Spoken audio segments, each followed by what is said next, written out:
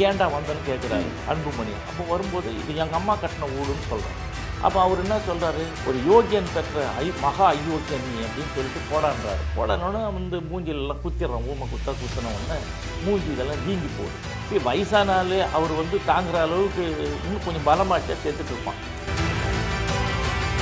So இந்த இவங்களுக்கு 50வது கல்யாணம். இப்போ கல்யாணம் நடக்கும்போது இவங்கன்னா 7 வயசு, 2வது வயசு கல்யாணம் பண்ணி 7 வயசுனா 2வது படிச்சுட்டு இருப்பான்.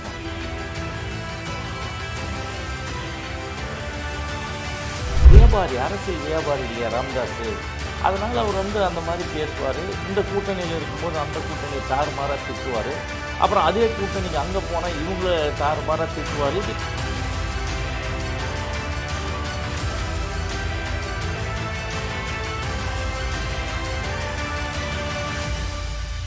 வணக்கம். இது செய்தி மலரின் நேர்காணல் நிகழ்ச்சி. இன்றைய நிகழ்ச்சியில் கலந்து கொண்டு தன்னுடைய கருத்துக்களை தெரிவிப்பதற்காக அனைத்திந்திய பாட்டாளி முன்னேற்ற கட்சியினுடைய தலைவர் CN ராமமூர்த்தி அவர்களை சந்திக்கவிருக்கிறோம். வணக்கம் சார். வணக்கங்க சார். இப்போது வட மாவட்டங்களில் மிக பலமாக கருதப்பட்ட பாமகவில் வந்து இன்றைக்கி மிகப்பெரிய ஒரு குழப்பம் நடந்துட்டு இருக்கு. நம்ம எல்லாமே அறிஞ்சது தான்.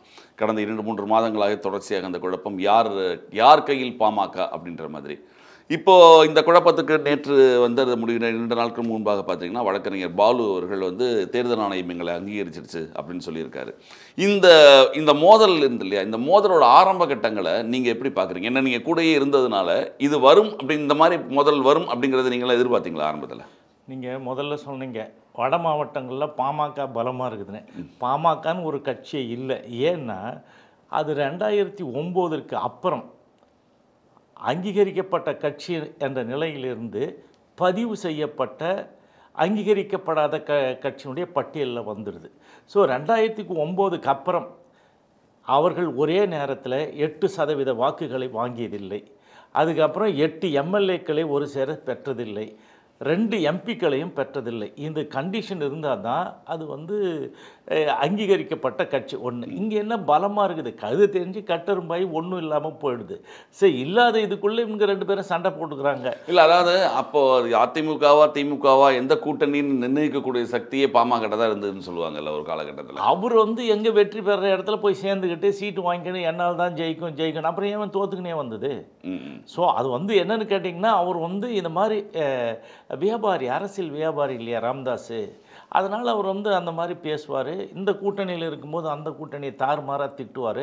அப்புறம் அதே கூட்டணிக்கு அங்கே போனால் இவங்கள தாறுமாறாக திட்டுவார். இது எல்லாம் அரசியல் எல்லாம் தெரிஞ்சு தானே, உலகறிஞ்ச ரகசியம் தானே.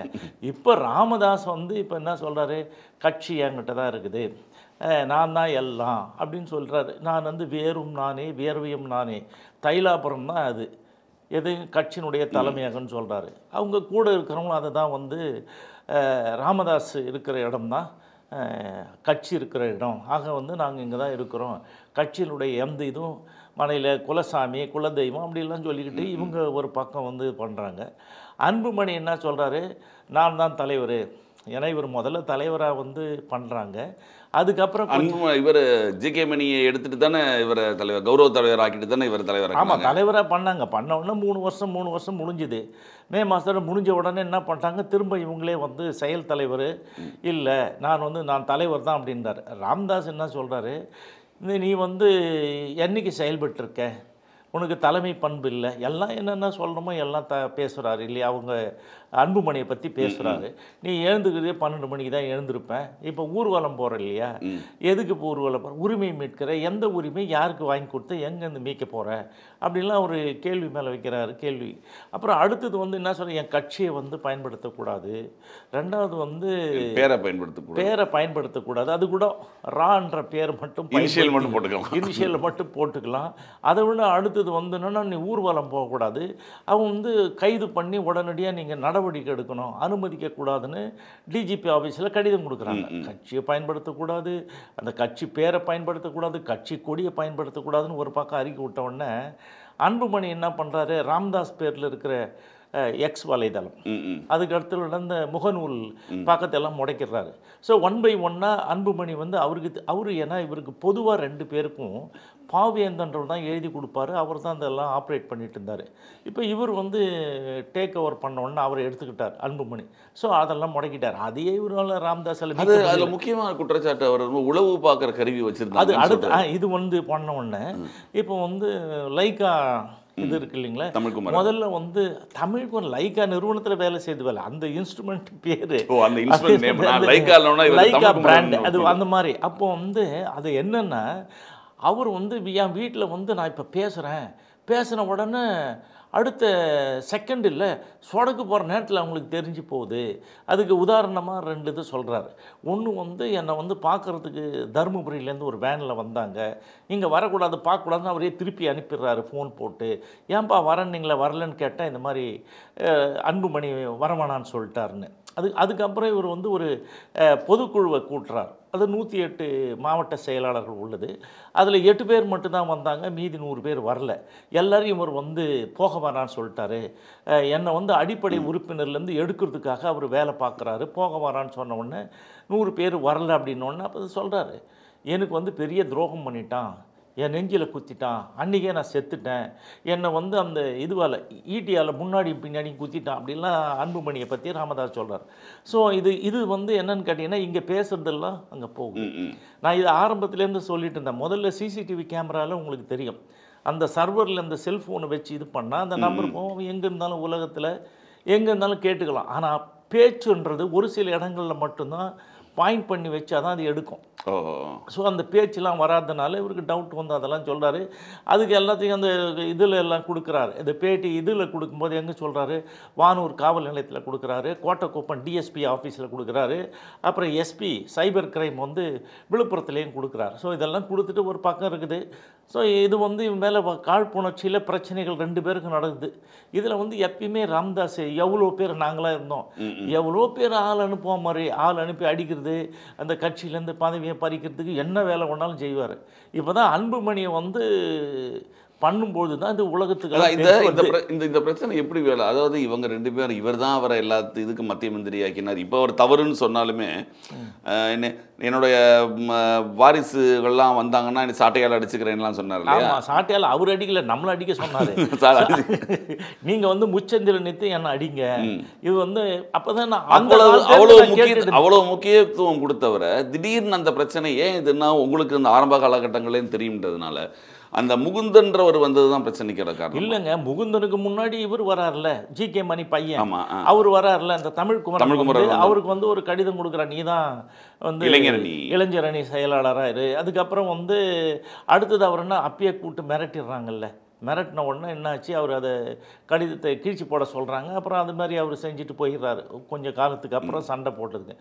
அதுக்கப்புறம் இந்த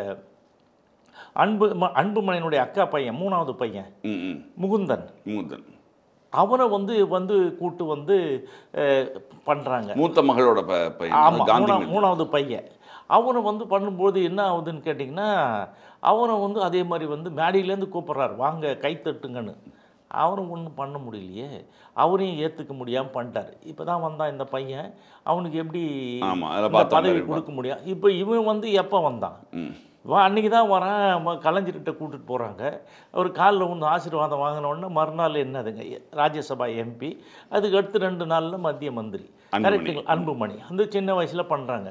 ஸோ அந்த கட்சியில் இந்த மாதிரி யார் வந்தாலும் உடனே பதவி கொடுப்பாங்க, அது ஒன்றும் பெரிய விஷயம் இல்லை. உங்களுக்கு ராஜேஸ்வரி பிரியான்னு ஒருத்தவங்க இருந்தாங்க, அவங்க வராங்க சேர்றாங்க, உடனே மத்தியானமே அவங்க வந்து மாநில இளைஞர் சங்க செயலாளர். கரெக்டுங்களா? அதே மாதிரி பொங்கலூர் மணிகண்டன், அவர் காலையில் வராரு, சேர்றாரு, மத்தியானம் மாநில துணைத் தலைவர். ஸோ நிறைய பேர் இருக்காங்க. யார் வந்தாலும் அங்கே வந்தால் இன்றைக்கி வந்த உடனே பதவி கொடுப்பாங்க. அது வந்து நடைமுறையில் உள்ளது தான். ஆனால் இவர் வந்தது அவருக்கு பிடிக்கல. அன்புமணிக்கு வந்து அவர் நான் வச்சுன பதவி அவங்க பொண்ணுக்கு வேணும், அப்படி அதனால தானே சண்டை வருது. இப்போ அடிக்கிறாரு. ஆனால் அவங்க அக்கா, அதாவது பெரியவங்க, அது காந்தி, அவரும் இவங்களும் சம்பந்தி தானே? சம்பந்தியும் தான். அதுதான் அவங்களுடைய 2வது பையனை தான் இவங்க பொண்ணு. ஆமாம், அவங்க 2வது பையனுக்கு இவங்க பொண்ணை கொடுத்துருக்குறாங்க. சம்யுக்தா அப்படின்னு சொல்லிட்டு அந்த முதல் பொண்ணை கொடுத்துருக்குறாங்க. அவங்களுக்கு 2வது பையன். அவங்க வந்து அதெல்லாம் இருக்குது ஒரு பக்கம். அதெல்லாம் வந்து ஒரு பக்கம் எது வந்தாலும் பதவி வரும்போது விடக்கூடாது. அதெல்லாம் விட்டு போயிருது. ஏன்னா இவர் வந்து என்னென்னா அவருக்கு வந்து வாரிசு கிடையாது. வாரிசுன்னா ஆண் வாரிசு இல்லை. இந்த அன்புமணிக்கு 3 பொண்ணு தானே. அதனால் வந்து இவர் இல்லை. இவருக்கு வந்து ஆண் வாரிசு இருக்குது, 3 பையங்க. 2வது ஒரு அவங்க அக்கா அன்புமணிக்கு சின்னவங்க வந்து கவிதான்னு இருக்காங்க. அவங்களுக்கு 2 பையனுங்க தான். அவங்களுக்கும் வந்து ஆண் வாரிசு தான். ஆனால் அவங்க இது பண்ணலை. இவங்க ட்ரை பண்ணும்போது விட மாட்டுற மாதிரி இந்த தகராறு வீட்டில் போய் ஒரே கலவரமாகி ஊட ஊட்டி எல்லாம் வெளியே ஊட்டி நாய்களை கூட தெருக்கு அனுப்பிட்டு அந்த வீட்டில் வேலைக்காரங்களாம் அடித்து துரத்திட்டு அந்த அம்மா சொல்கிறாங்க இல்லையா, ஏன்பா நீ வந்து அவனை வந்து ஒத்துக்க மாட்டேறிய அந்த இளைஞரணி இதுக்கு, நீ வந்து உன் பொண்ணு 2வது பொண்ணு கொடுத்தா நீ ஏற்றுக்குவேன்னா தான் அந்த பாட்டிலால் அடிச்சது, மூஞ்சிலே குத்திட்டாங்க எல்லாம் வீங்க விட்டதெல்லாம் அதுதான். சரி, இந்த மாதிரி சண்டைகள் வந்துடுது. இப்போ அவங்களுக்கு வாரிசு கிடையாதோ?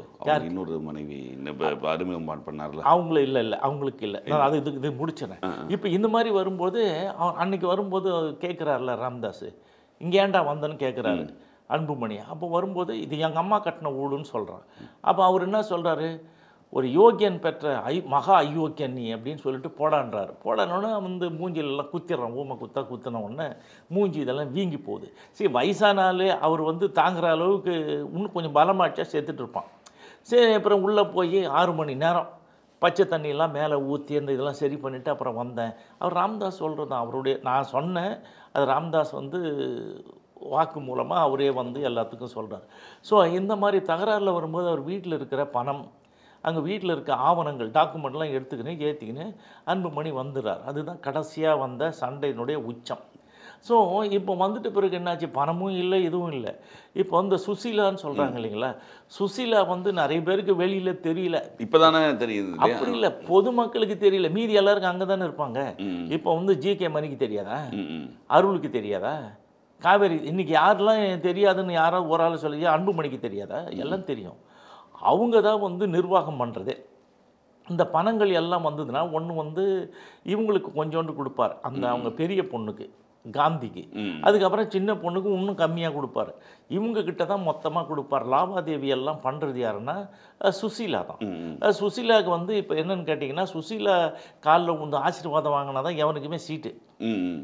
யாராவது ஒரு எம்எல்ஏ, பழைய எம்எல்ஏ கலையரசனா அவங்க இவங்க எவ்வளோ பேர் இருக்காங்க கேளுங்க, அவங்க எவ்வளோ பணம் கொடுத்தீங்க சீட்டு, இப்போ அவங்க அந்த கட்சியில் இல்லாட்டாலும் கேட்டாச்சு. ஸோ சுசீலா என்ன நன்கு அறியப்பட்டவங்க பாமக வழக்கத்தில். ஸோ ஒவ்வொன்றும் அவங்களுக்கு எதாவது நிகழ்ச்சி, குடும்பத்தில் எதாவது நிகழ்ச்சி நடந்தால் அந்த நிகழ்ச்சி முழுக்க யார் சுசீலா இதில் தானே போய் இவனெல்லாம் கலந்துக்குவாங்களே. எல்லோரும் பரிசு பொருள்லேருந்து இதே அருள், இதே இந்த எஸ்பி சிவகுமார்லாம் கொண்டு போய் கொடுத்தவனுங்க தான், நின்னவங்க தானே. ஏன் இந்த முன்னாள் எம்பி இவர் இருக்கார், நம்ம அவர் இந்த வந்தவாசி எம்பி, அவரெல்லாம் அங்கே எல்லாம் போய் தானே நிற்கிறாரு. அவ்வளோ ஏங்க இவர் பங்காரடிகளார் சின்ன பையன் கூட அந்த நிகழ்ச்சியில் ராம்தாஸ் அந்த சுசீலா உட்காந்துருக்காங்க. சுசீலாவுடைய பேத்தியினுடைய மஞ்சள் நீராட்டு விழாவுக்கு அது வந்து கல்யாண மண்டபத்தில் பண்ணார், இவர் தானே போய் கலந்துக்கிறாரு. ஸோ எல்லாம் வெட்ட வெளிச்சவங்க தெரியும், வெளியில் போடல. அது எதாவது வந்தால் பிரச்சனை வரும்னு அந்த கட்சியை சார்ந்தவங்க அமைதியாக இருக்கிறாங்க. இப்போ வந்து ஷூட் பண்ணியிருக்கிறாங்க. இப்போ வந்து நான் தான் முதல்ல ஒரு 10-15 ஃபோட்டோவெல்லாம் ஒன்றா ரிலீஸ் பண்ணேன் முதல்ல. ஆமாம், இப்போ வந்தது இது பண்ணது எனக்கு தான் அனுப்புனாங்க, நாம அதை பண்ணோம். அதை விட அடுத்தது என்னன்னு கேட்டிங்கன்னா, இப்போ இந்த லைக்கா நிறுவனத்தில் இருக்கிறார் இல்லையா தமிழ்குமார், அவங்க ஒய்ஃபுக்கும் இவங்களுக்கும் பழக்கம் இருக்குது. யார், இந்த சுசீலாவுக்கும். அவங்க பசங்களோடலாம் நெருக்கமாக இருந்து இந்த ஹாஸ்பிட்டலில் வந்து சுசீலா கொஞ்சம் அட்மிட் ஆயிருந்தாங்க. இப்போது இவர் சொல்லாங்க இல்லை, யாரும் இந்த ஜிகே மணி மருத்துவமனையில் அட்மிட் ஆகிட்டாரு. ஜிகே மணி ஒன்றும் மருத்துவமனையில் அட்மிட் ஆகி ஒன்றும் பண்ணலை. இந்த சுசீலா வந்து ஆஞ்சியோ பண்ணாங்க, அதுக்கு வந்து அப்பல்லோவில் அட்மிட் பண்ணும்போது கூட இருந்து பார்த்துக்கிறதுக்கு இந்த ஜிகே நெஞ்சு வலின்றதுனால அட்மிட் பண்ணாங்க. அவரையும் சொல்கிறேன் கேளுங்க, நெஞ்சு வலியெல்லாம் ஒரு வழியும் கிடையாது அவருக்கு. அந்த அம்மா அங்கே உள்ளே இருந்துட்டு வரும்பொழுது இந்த ராம்தாஸே அவனை பார்க்க வர்ற மாதிரி சுசீலா பார்க்க தானே வந்தார். இது அப்பட்டமான உண்மை, ரெக்கார்டு இருக்குது. ஸோ அவர் வந்து அவருக்கு ஒன்றும் ஆகலைங்க. அப்புறம் வானகரத்துலேருந்து இது இருக்கு இல்லைங்களா, அங்கே அப்பல்லோ ஹாஸ்பிட்டல் இந்த காரணத்துக்காக தான் ராம்தாஸ் போகிறார், ராம்தாஸ் பொண்ணு போகுது, மற்றவங்க போகிறாங்க. அந்த சுசீலாவை தான் பார்த்துட்டு வந்தாங்க. இப்போ இவர் சும்மா ஏங்க இவர் இது பண்ணிவிட்டு ஹார்ட் அட்டாக்ல நிற்கிறவர், இவர் ராம்தாஸ் உக்காந்துங்கிறாரு, அவங்க பொண்ணு உக்காந்து இன்னொருத்தர் இவர் நின்றுன்னு தானே இருக்கிறாரு. நீங்கள் பார்த்துருப்பீங்க அந்த ஃபோட்டோலாம். ஸோ இதுதான் உண்மை. அந்த சுசீலாவுக்காக தான். சுசீலான்றது வந்து ராமதாஸை ஆட்டி படைக்கிற ஆள் மட்டும் இல்லை, அவங்களுடைய சிண்டி இவங்க கையில் இருக்குது. ஸோ அவர் என்ன சொல்கிறாங்களோ அதுதான். ஏன்னா இது 25,000 கோடிக்கு மேலே சொத்து அங்கே இருக்குது. அறக்கட்டளை வச்சு கொடுத்துருக்குறாரு. அறக்கட்டளை விஸ்வகர்மா அறக்கட்டளை, அந்த அம்மா வந்து விஸ்வகர்மா ஜாதி வச்சுருக்கிறாங்க. இப்போது இது மாதிரி எல்லாமே வந்து அவங்கக்கிட்ட இருக்குது. அவங்க தான் லாவாதேவி பண்ணுறாங்க. இந்த அருள், ஜிகே மணி இவங்ககிட்டலாம் பணம் கொடுத்து வட்டி விட்டு வாங்கின்னு வர்றது. இப்போ ஜிகே மணியை பொறுத்தவரை லைக்கா நிறுவனத்தில் கொடுத்துருக்குறாரு. மற்றபடி இருக்குது. இப்போல்லாம் பட்டியல் வருது. 87 கோடிக்கு ஏற்காடில் இடம் இருக்குது. யாருக்கு? ஜிகே மணிக்கு.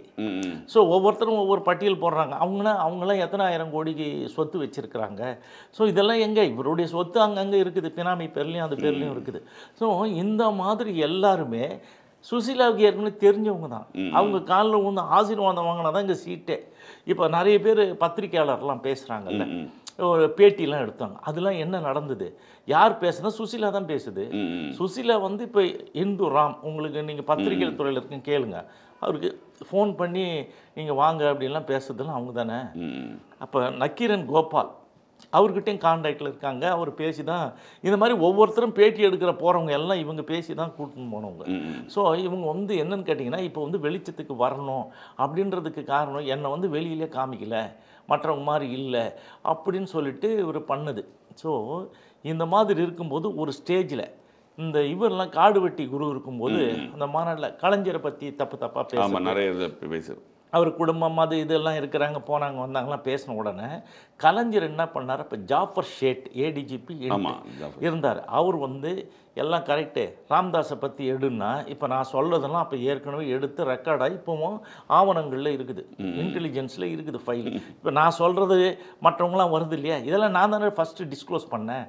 அப்புறம் அந்த மாதிரி வந்த பிறகு இதெல்லாம் வந்து ஜிகே மணிக்கிட்ட கொடுத்து கொண்டு போய் கொடுன்னொன்னே அவர் கொடுத்ததுக்கு அப்புறம் தான் அதை பற்றி பேச்சே கிடையாது.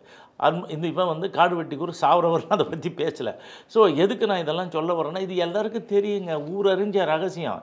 இப்போ வந்து பொதுவான மக்களுக்கு கேட்டோன்னா இதெல்லாம் இவ்வளோ வந்து இவர் என்னது தமிழின போராளி, இது இல்லை நாடக காதலுக்கு என்னெல்லாம் குச்சா மாதிரி.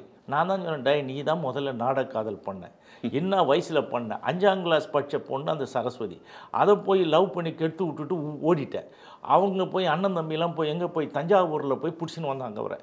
அவர் என்னென்னா இங்கே படிச்சுன்னு இருக்கும் பொழுது அவருடைய கிளாஸ்மேட்டு அங்கே இருந்தான் அவனை போய் அவங்க இடத்துல தஞ்சம் முகந்த போது இவங்க போய் பிடிச்சின்னு வந்து கட்டி போட்டு அந்த நல்லா முன்ற ரைஸ் மில்லில் லேம்ப் போஸ்ட்டில் கட்டி டெய்லி உதைக்க வேண்டியதுங்க. அப்புறம் வந்து அவுத்து விட்டுட்டு சாப்பாடு கொடுக்க வேண்டியது. 15 நாள் வச்சுருந்து அப்புறம் ஒரு கல்யாணம் பண்ணி விட்டாங்க. ஸோ அப்பேற்பட்டவன் தான் ராம்தாஸ்.